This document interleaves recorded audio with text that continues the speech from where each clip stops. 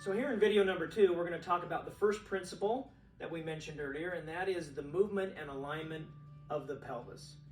And as we're doing this, I want you to try this on yourself, like Phil's going to be doing it on himself. And the pelvis does have a variety of movements. We're going to be talking about just 2 movements in the pelvis, and one is moving it backwards into posterior tilt or moving it forward into anterior tilt. So think of the tilt this way.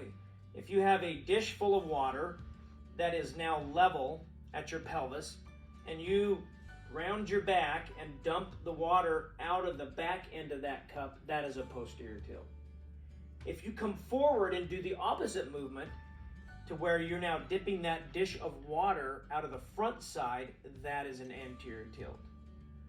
Now you'll notice that as Phil goes into a posterior tilt, that his lower back is going to round.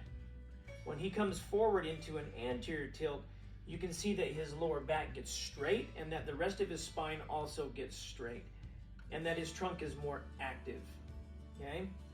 And so I'm gonna have Phil go into a posterior tilt, and I'm gonna have Phil stay in that posterior tilt and keep it and not come out of it and try to stand.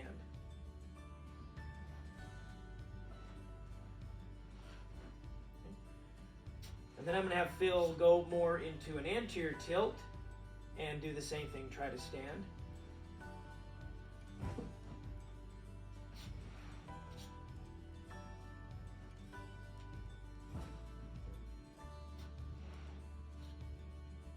So you should be able to feel on yourself the differences between these 2 things.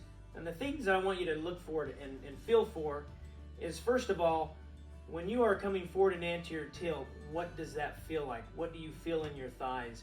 What does it feel like your body wants to try to do? Do you feel weak or do you feel strong?